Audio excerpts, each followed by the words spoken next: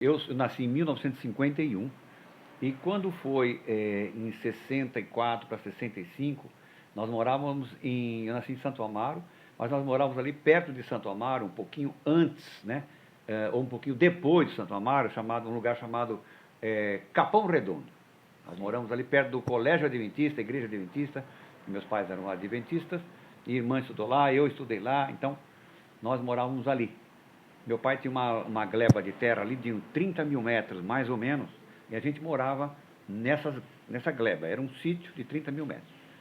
E tinha uma primeira casa que ficava na frente, ou seja, que logo que você entrava da estrada de Itapecerica, entrava um caminhozinho assim de terra e chegava na minha primeira casa. Nós chamávamos de Casa Amarela, porque ela era realmente pintada de meio amarelinho, um amarelinho quase bege assim. E a outra casa que nós tínhamos, que o meu tio construiu, não, que o meu pai construiu, era uma casa que ele alugou, chegou a alugar para o meu tio, que ficava mais para cima assim. E entre a Casa Amarela e a outra casa que nós tínhamos, meu pai construiu e alugou, meu pai colocou uns postezinhos, tinha um tanque de peixe, entre a Casa Amarela tinha um tanque de peixe lá para baixo, né, que era mais baixo, descia-se uma estradinha, tinha o tanque de peixe e passava sobre o tanque de peixe e tinha uns postezinhos de luz que meu pai pôs até a outra casa. Era uma distância que tinha mais ou menos uns 700 metros, mais ou menos 800 metros de uma casa para outra, quase 1 quilômetro. Então meu pai colocou uns postezinhos de luz ali com aqueles chapéuzinhos verdes assim, antigamente tinha aquele chapéuzinho verde para não molhar a lâmpada, senão quebrar. E nós vínhamos ali, era por volta da meia-noite, a gente veio de uma festa, não sei se foi festa junina ou coisa semelhante, mas viemos de uma festinha que nós fomos, eu e meu irmão mais novo. Eu tinha em 64, eu sou de 51, então você faz o cálculo. 64 eu tinha 9, em 60, 10, eu tinha uns 14 anos, 15 anos, meu irmão tinha 13 por aí, são 2 anos de diferença. Nós vínhamos vindo e com aquele medo da noite, né? Tava um céu bonito, mas com medo da noite, nós chegamos, estava apagada aquela luz lá, a gente bateu no poste para acender a lâmpada, e a lâmpada não acendia. Nesse ato de olhar para cima, para o chapeuzinho da lâmpada, nós vimos, eu e meu irmão, eu vi primeiro, porque eu que bati lá, eu vi assim uma bola de fogo, quase, não era parecido com uma estrela, mas não era uma estrela, porque estava andando, ela veio do norte, e estacionou em cima do nosso sítio, parou ali. Eu calculo, na época, enquanto criança, que ela estava nos 10 mil metros da altura, da altura de um avião de cruzeiro, por exemplo. Porque era muito grande, mas estava bem alto, a gente via que estava lá em cima no céu. E aí eu olhei ela veio, parou e de repente... Eu falei, olha lá, olha uma estrela aqui esquisita lá, solta um fogo esquisito, né? De repente, eu vi outra que vinha do norte. Falei, olha lá, uma vindo do norte, olha lá. E vinha e entrou dentro dessa grande. Aí eu olhei para o oeste, assim, instintivamente olhei para o oeste, vinha outra do oeste, também entrou, todas praticamente na mesma velocidade, elas foram vindo, se aproximando daquela grande e entraram as 4, uma do norte, uma do oeste, uma do sul e uma do leste. Todas elas entraram dentro daquela grande. E aquela grande ficou por algum tempo ainda ali, depois ela sumiu. Aí, isso era meados de 64, 65, a gente era garoto, éramos garotos, e nunca naquela época alguém tinha falado em disco voador. O máximo que a gente assistia era Flash Gordon, essas coisas que falavam do espaço, lia aqueles gibizinhos, mas nada, ninguém nunca tinha falado. Muito bem. Aí eu vi aquilo com meu irmão e não tinha ideia do que fosse aquilo. Falei para meu irmão, nossa, o que seria aquilo? Avião não era, com certeza absoluta, porque o avião não paira também, né, no ar. E não tinha aquela luminosidade incrível. Muito bem.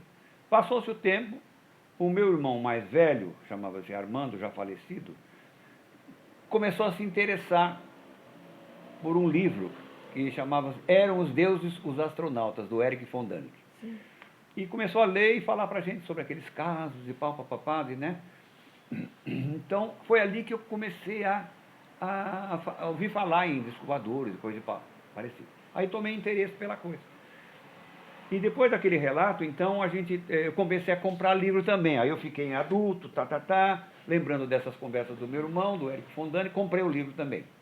Comprei o livro do Eric Fondani, comprei o livro de outros fantásticos, o Mark Suzol, comprei o livro de, quem mais? Benides, tal de Benides, que também... JJ Benides. Operação Cavalo de Troia. Isso, então eu comprei. Li 5 deles. Eu tenho todos os livros aí, praticamente está aqui na loja, inclusive. Que vou legal, te mostrar. que legal. Aí o que aconteceu? Aí eu vim morar em Peruíbe. E morava aqui na rua, essa rua aqui, paralela, onde morava o Sodré. Agora você vai me contar um outro relato. Nesse outro relato, Peraí. esse aí então foi o relato da nave-mãe. Depois é que eu fui saber o que era uma nave-mãe. Né, quando eu era criança, eu não tinha ideia do que fosse aquilo. E depois que eu cresci, que eu comecei a ler, falei, olha o que nós vimos. Uma nave-mãe recebendo 4 naves. Uma do norte, uma do sul, do leste e do oeste. Entraram dentro dela. Sim. A nave-mãe, ela solta sondas, né? E as menorzinhas vão fazer o trabalho são outras naves, porque brilhavam tanto quanto, só que menores. A gente via que o volume daquela que as outras estrelinhas entraram, era um volume bem grande. Sim. Então, mas eram as pequenininhas que vieram, eram naves também, elas vinham de forma inteligente, chegando bem devagar, se aproximando bem devagar e entrando bem devagar dentro da nave. Então, se fosse uma colisão, eu saberia, porque batia uma na outra, explodia e tal. Não, elas vieram de forma inteligente, controladas e entraram dentro da outra. Então, coisa que aconteceu em anos 60, quer dizer, que ninguém falava praticamente de escovadores, nada disso. Então, isso que depois me deu assim um interesse para mim pesquisar. E o meu próprio irmão, como também lia a Bíblia, meu irmão falava, olha, tem uma história de Ezequiel, na beira do rio Quebar, quando Deus se aproximou dele numa nave, né? A nave tinha o barulho do trovão, e em cima tinha uma cúpula, né? Como se fosse uma cúpula transparente, e de lá tinha um trono em cima que falou com Ezequiel, que se prostrou no chão, e o ser que estava lá falou, não, levante, Ezequiel, nós vamos, porque Deus tinha mandado Ezequiel falar com outros povos de outras línguas. E Ezequiel falou, mas eu não sei, Senhor, eu não só falo a minha língua. Ele falou, não, nós vamos colocar dentro de você um pergaminho. Olha que loucura. E aí, de dentro da nave, ele ouviu aquela voz que jogou dentro da boca dele, naquela época, falava-se isso, né? Jogou dentro da boca dele um pergaminho, e ele comeu aquele pergaminho e a boca dele ficou doce como mel. Então, ele começou a falar em outras línguas. Então, veja, isso foi...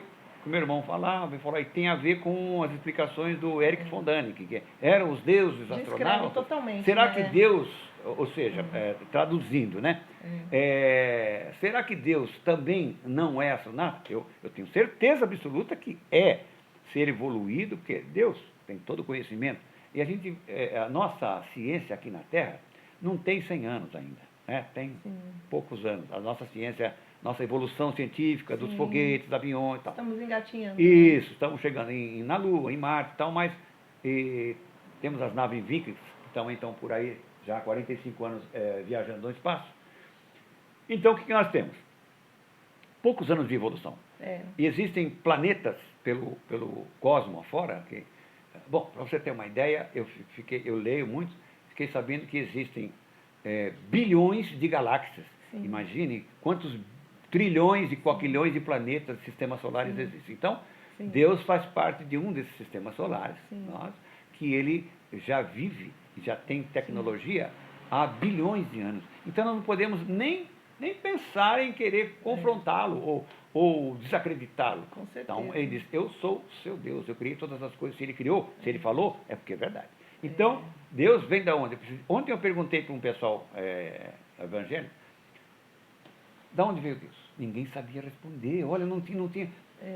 A primeira coisa que você pega a Bíblia, você vê, Deus fez os céus, a terra, as estrelas, E da onde veio Deus? Debaixo da terra? Deus veio do céu. E da onde é o céu? É no espaço. Então Deus veio de alguma galáxia. de alguma galáxia, das primeiras galáxias concebidas, e tem uma evolução de bilhões, talvez, de anos de tecnologia, porque tudo é tecnologia. Sim. A própria pirâmide, você vai lá, quem cortou aquelas pedras? Sim. Tão certinha. Quem cortou as pedras que tem aqui na Bolívia, que você não enfia uma lâmina de gilete, está tão desenhado aqui. Como? O homem não tinha essa capacidade. Supondo que o homem veio da evolução. Eu não acredito. Eu não acredito no Darwin, eu acredito na criação. Então, eu sou criacionista, por isso eu creio em Deus. Então é isso aí. Quer dizer, aí isso leva a gente a entender e ter a certeza que existem seres extraterrestres, com certeza absoluta. O próprio Deus é um extraterrestre. Sim. Então é isso aí. Essa é a minha conclusão depois de tudo. Beleza.